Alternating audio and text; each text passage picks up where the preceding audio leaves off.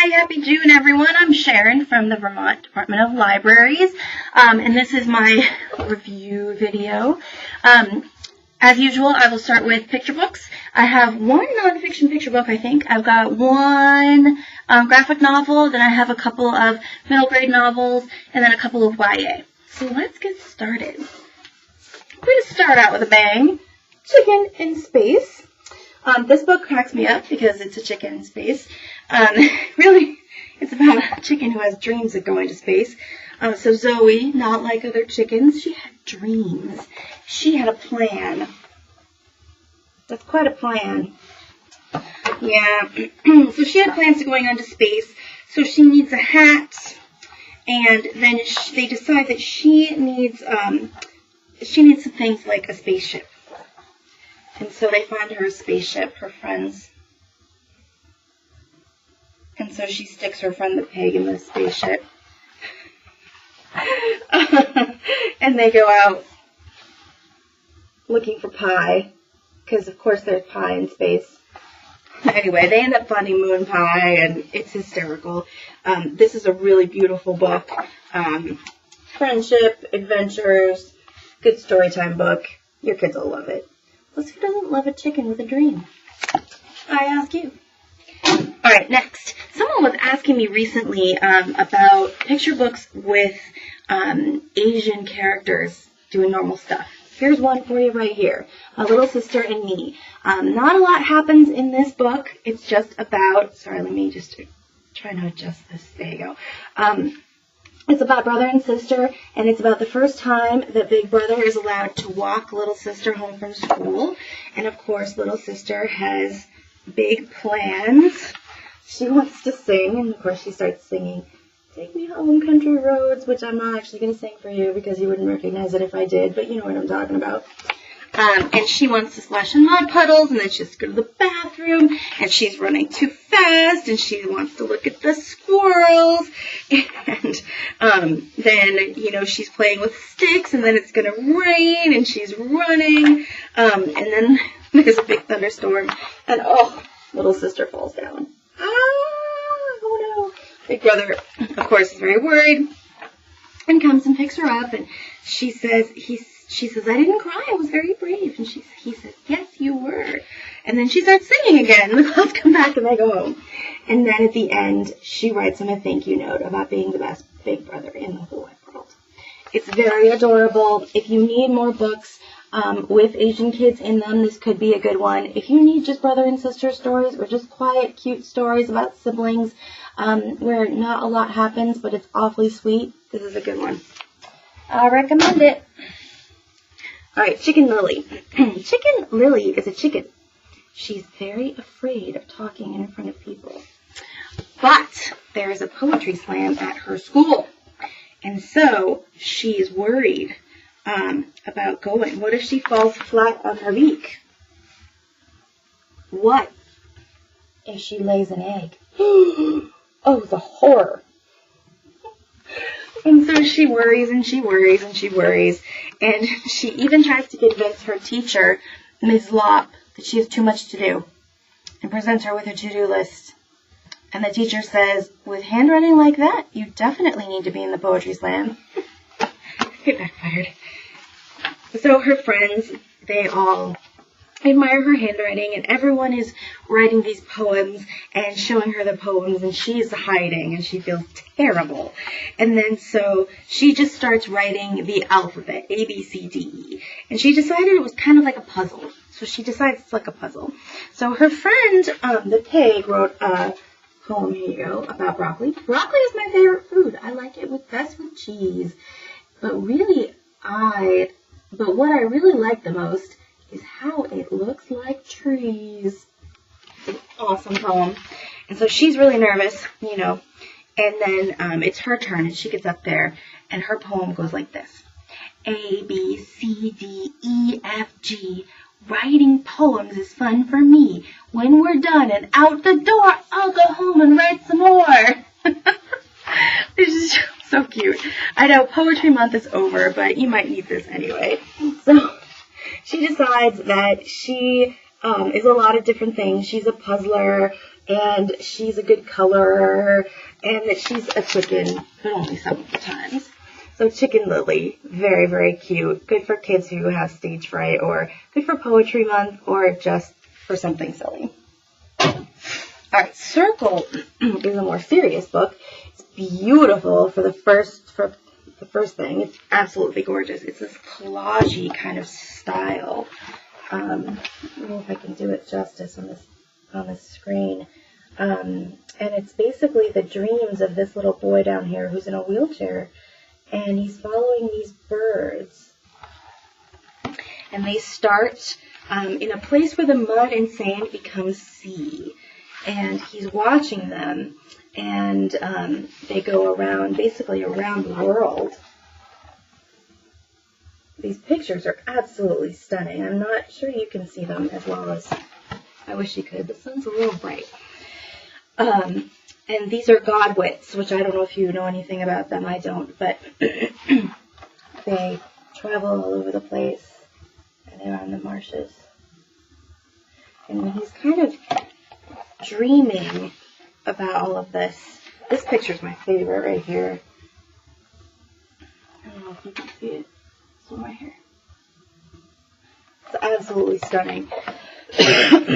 So they go and they travel and they travel and they have chicks and they travel over the mountains and they go to the other side of the world, and then they finally rest back in the place where the mud meets the sand. Sorry. This is a really big book.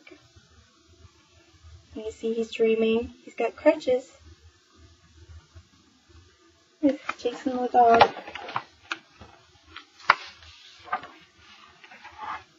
So I'm not sure if he heals or if he's just dreaming, but it's beautiful either way. And the story about the birds. So you could talk about it, about the boy, you could talk about the birds, you could talk about the poetry. Any way you spin it, it's a gorgeous book. The poetry is amazing, and the art is absolutely stunning. It could be good for an art presentation. Do some activities with it. Good old-fashioned friendship book. I wish I could make it darker. I swear I closed all the shades, but somehow it's just not working.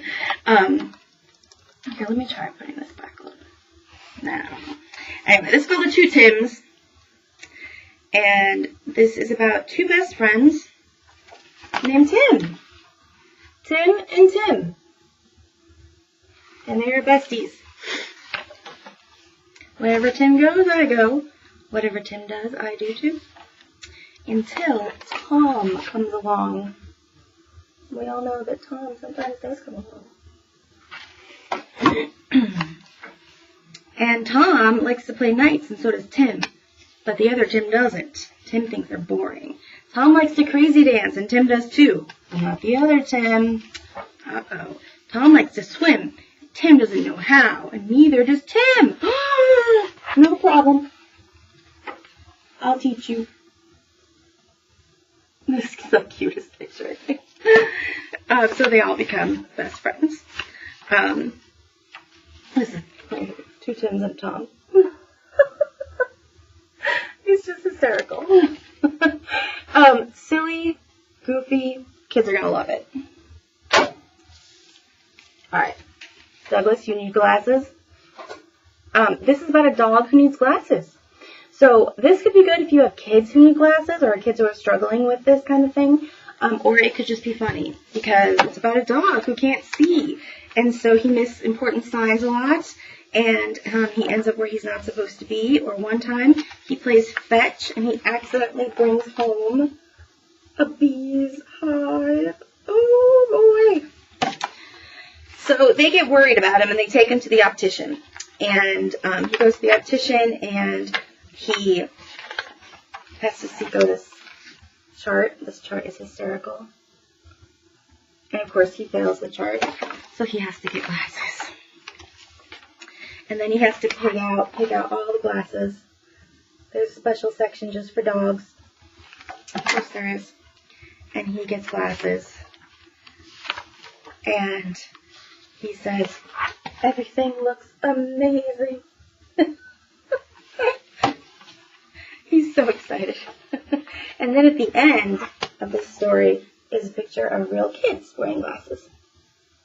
So this could be good for your kids who are self-conscious about wearing glasses, or who are just getting them and are getting used to them.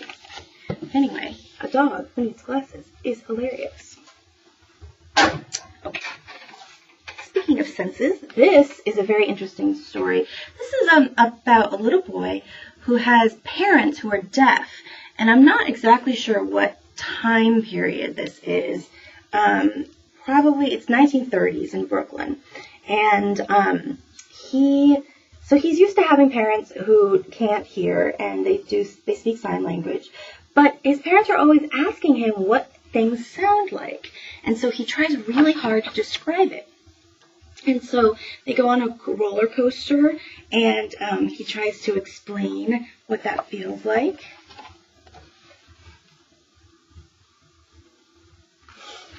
And then they go to the beach, they go to a restaurant, and then he goes to the library, and he says, he says, my father is deaf. I want to be able to tell him what the waves sound like. Is there a book that can help me? And of course the librarian moves into the poetry section. And so introduces him to poetry that will help him describe the world to his parents. And then there's the fireworks. And then he goes to bed reading the poetry books and planning all the things that he's going to describe to his parents so they'll know what they sound like. It's a gorgeous book. It's longer, so it's not necessarily story time, but it could be good for a school librarian, for school library visit, or some sort of lesson, poetry, something. I just think it's gorgeous. You should own it. You just should. All right. Excellent, Ed. Speaking of diversity, this is an African-American family, just normal. And you know, it's sad that this is a novelty because most of the families you'll see in picture books are white. So this is just your normal family, and everyone is exceptional except Ed, who's the dog. Which is, you know, it's a tough life. And so he says all the Ellis children were allowed to eat at the table and ride in the van and sit on the couch and use the indoor bathroom, except Ed. And Elaine was an excellent soccer player, but Ed preferred to carry the ball in his mouth. Edith was an excellent ballerina, and Ed could twirl too, but it wasn't the same. And so he tries to figure out what he's good at. So he figures out he's good at breaking stuff. But then one of the kids breaks a soccer record, and he gets very sad because he realizes he's not the best at breaking stuff. Then he decides he's the best at losing stuff. But then one of the kids loses a tooth, and he decides he's not actually the best at losing things. He's got to be excellent at something. Forgetting stuff!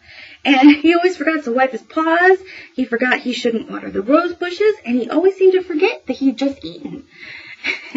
He's definitely forgets things. And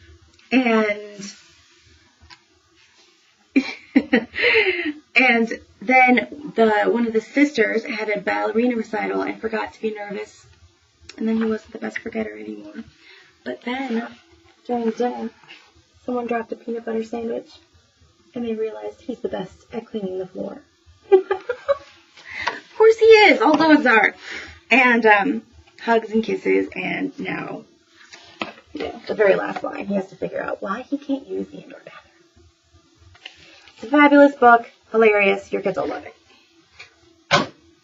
Alright, Faith Ringgold, this is a beautiful, beautiful book. It's basically about the United States, how it started in a picture book form, all about how we came to be, how we came here. You know, some people came here by choice, some people didn't. Some people are of different colors, race, religions. Some people came running out of fear. Some people brought joyful music and songs. The illustrations are absolutely stunning. Some people brought dance, food, fashion, art, and it's basically about the diversity, and it's, you know, we're all Americans. There are certain politicians that should maybe read this book. It's great if you're celebrating diversity, if you need a picture book about, how we're different. I definitely think that every school in Vermont should be talking about diversity, especially. So this could be a good one to have on your shelf. Simple. All right, this one is adorable, Finding Wild. And this is about these kids who try to find what wild is, which is worth exploring. What is wild? Where do you find it? Wild is tiny and fragile and sweet baby new. It pushes through the cracks and crannies and steals back forgotten places. Look at that gorgeous art.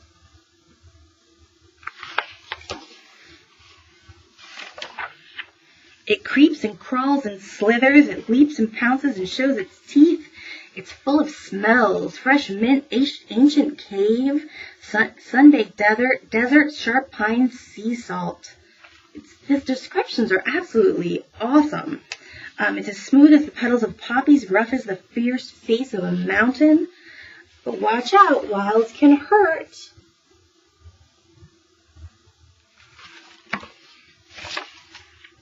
Wild can also soothe. Wild keeps many secrets waiting to be discovered, like its candy, honey from bees and sap from trees, swiftly melting snowflakes and juice-bursting blackberries. The whole book is like this. It's absolutely stunning. And it's just about wild and where they are. And then they talk about where you can find it. And even when you're in the city, you can find it again. It has the hints of like the secret garden to it. But it's beautifully written, beautifully illustrated, great for poetry, great for story time. Just all around quality. Okay, this one is particularly awesome for your Vermont kids because it's about the farmer's market. On the farm at the market. So if you live in a town that has a farmer's market like I do, then you definitely need this book because it's about the farmers who are planting and picking the vegetables, right? So you have the Monterosa Vegetable Farm, and they're washing the vegetables and loading them up in the carts, making sure everything is right. Then you have the people at the dairy farm making cheese, which you might have cheesemakers in your town, and they actually talk a little bit about how cheese is made. So it could be kind of interesting to your kids. And it's an amazing cheese farm. And then there's somebody in a mushroom farm, which is unusual for a picture book, but I bet you know mushroom farmers. And they talk about the mushrooms and how they grow them and how they collect them from their farmer's market. And then there's a little pause. And then at the market, they talk about how they set it up. That's a little windy, but everyone helps. And if you've ever been at the farmer's market early in the morning, you know that's the way it works. And here's the farmer's market, and they all sell things together. And then everyone buys things. And then there's this one woman who cooks at the Busy Bee, and she's buying the cheese and the mushrooms and the vegetables. And people say, oh, I bet I know what's for supper at the Busy Bee tonight. And sure enough, there's the Busy Bee. And they're serving up some of that fresh produce and cheese and mushrooms for dinner. So this is I think it's just a fabulous Vermont book. From the farm to the market to the restaurant. So there you go, full circle. I love it. All right, this book, I have to say, when I first read it, I was like, what? But you have to read it all the way through before you judge it. Okay, so it's a sing-song book, so it says, one day in the leaves of the eucalyptus tree, if I can get it, sorry. One day in the leaves of the eucalyptus tree hung a scare in the air where no eye could see, when skipped a boy with a whirly-twirly toy to the shade of the eucalyptus tree. So you can see the snake. So this kid starts taunting the snake, which I'm not sure I would recommend. And so down slid the snake from the leaves of the tree and gobbled up the boy with his whirly-twirly toy. So, yeah, that's the first part of the book, which, at that point I'm like, really? but you gotta keep going. So he's in his belly, and the boy says to the snake, I bet there's room for something else inside your tummy. And so he swallows a bird and his worm, and then he swallows a cat, which is disturbing to me because I like cats. But the language is amazing. So it's like, oh, surely, very surely, Mr. Snake, said the boy, there is room, still more room for so much more to enjoy. Crinkle, wrinkle, came a rustle from the trees. Oh, a sloth covered in moss, sipping leafy, leafy tea. Wiggle, waggle, stretched the snake from his place in the leaves and gobbled up the sloth, clothed in fuzzy, wuzzy moss. So, yeah, anyway, he eats and he eats and he eats until he is so full that he's bursting, which is probably the boy's whole point. And then he says, surely there's more room for more. And so he gulps up one more piece of fruit with a fly.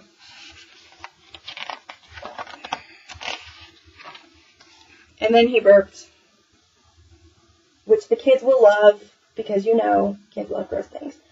So he burped, and everyone flew out. So it's a lot like, you know, you've heard these stories before, but it's got a little bit of a jungle twist, and it's a little more disturbing in the beginning. You might need to reassure the children that the boy doesn't die, the cat doesn't die, and the sloth doesn't die, because I could have used that reassurance, personally, but it is awfully sweet. Alright, so that's it for picture books. I have a non-fiction picture book. This one here, Green City, is about the story of Greensburg, Kansas. There was a tornado there in 2007, and so this is about the tornado and how the town reacted. So these pictures are nowhere near as graphic as they could be, so it's definitely appropriate for the young kids. I mean, it's pretty devastating, but, you know, there's no, like, dead bodies or anything like that. So the town gets together and basically rebuilds itself and builds a sustainable green town. And there's these really interesting sidebars about going green in with the story. So you could use this as nonfiction, you could use this as a story. It's basically a story about a community that comes together. But there's an awful lot of information here about sustainable housing and community building, which I think could be good for your lessons and for your libraries. Okay, so that's it for picture books.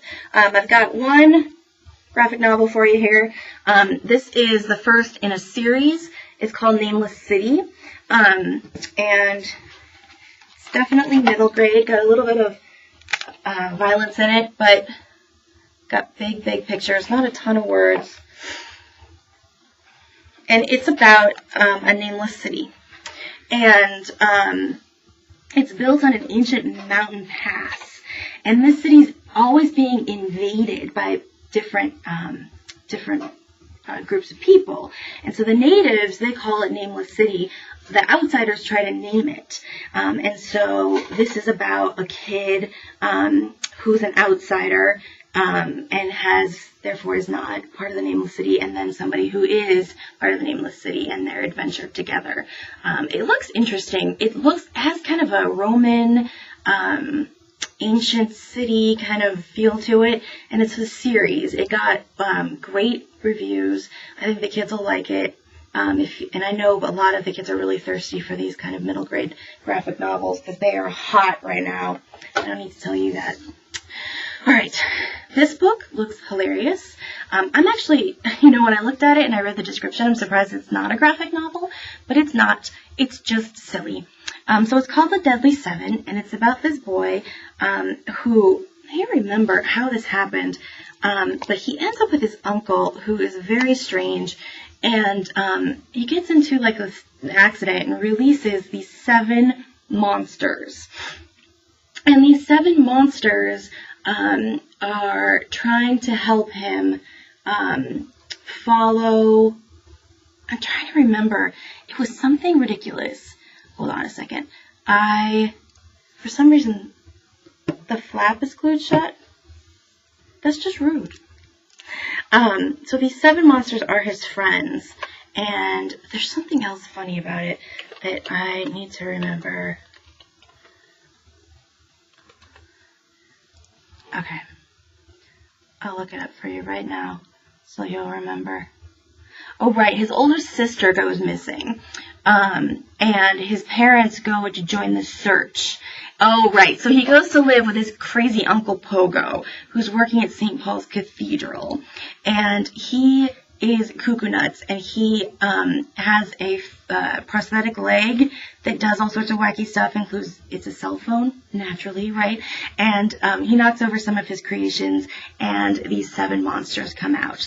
And it's really embarrassing, and they're ugly, and they're crazy, but they're on a quest to go rescue his sister. So definitely middle grade novel, hilarious. I don't think it has some illustrations in it, but it's right in that like 4 to 6 year old kind of world.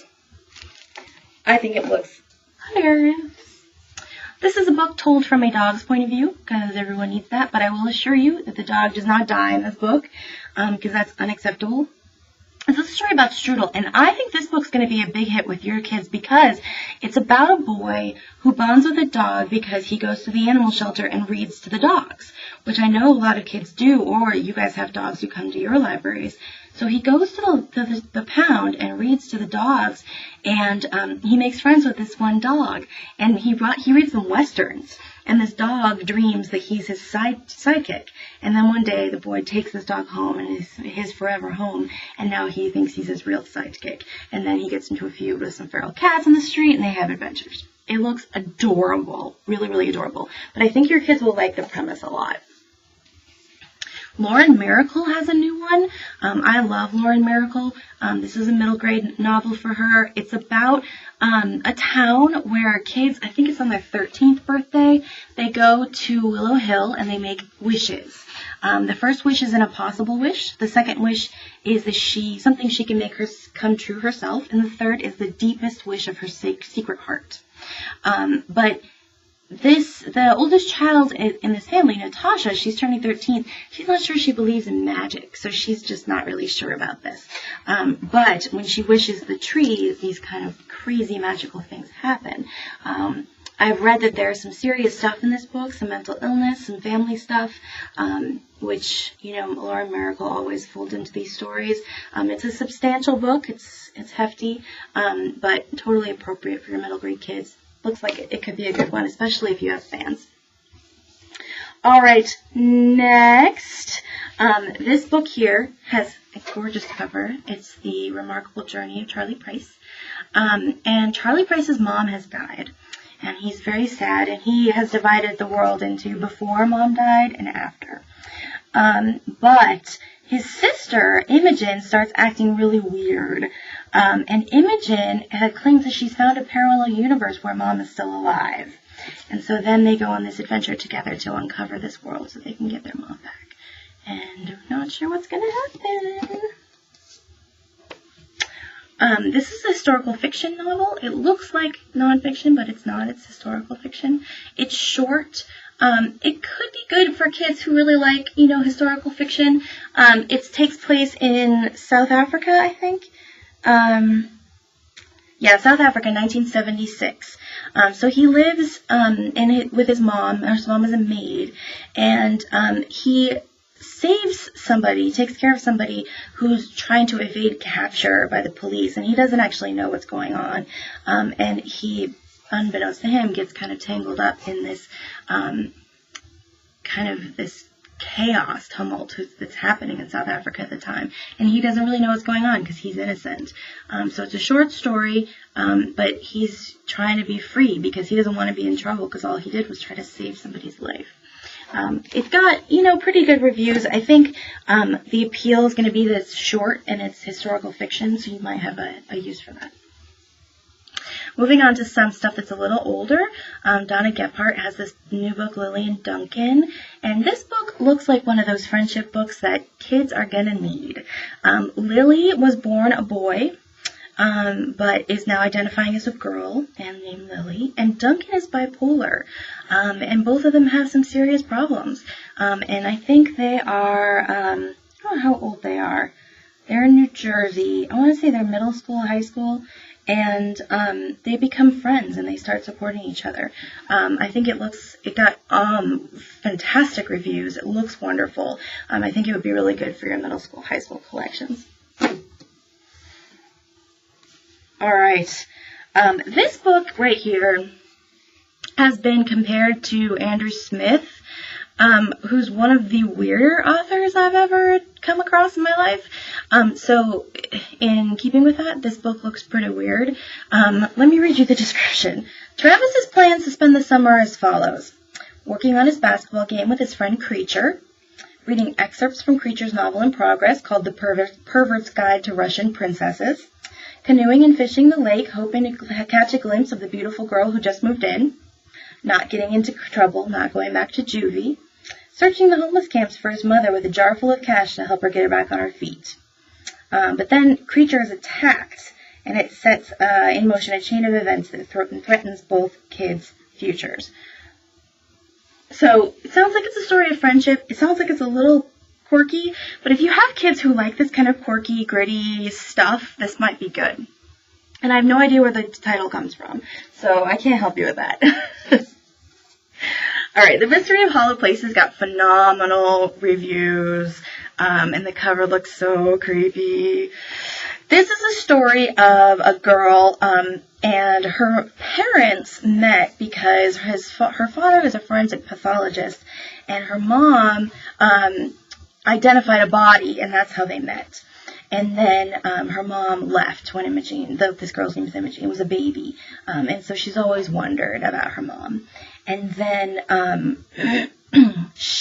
her father goes out to do some work and never comes back. And so she tries to use all the skills that her father gave her to solve the mystery of where her mother went. And then, of course, her mom and who the heck she is.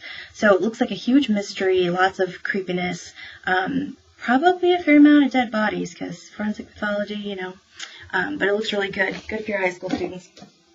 All right, very last one, definitely high school, flawed. This is a dystopian novel, very similar to like Delirium, or some of those other kind of novels that have been coming out. But this one looks pretty good. It's called Flawed. And basically in this society, some people are tagged as flawed, literally tagged. Somewhere on their body it says flawed, because they have done something bad or they aren't perfect or whatever. And this is about a girl named Celestine who's perfect. But one day, she breaks a rule. She tries to help somebody who she wasn't supposed to help, and she breaks this rule, and now she's afraid she's going to be branded as flawed. And so, all teen angst, struggles, don't want to be labeled, and but you're supposed to help people? I know. Anyway, I'm sorry that was super quick, but my voice is going fast. This was my second to last video. My last one will be in a few weeks in July. I'm out of here the end of July, so if you want to keep in touch, definitely send me an email before July 29th. Contact me if there are books that I should read, or if you have any questions at all. Thank you for listening, and I'll see you next month.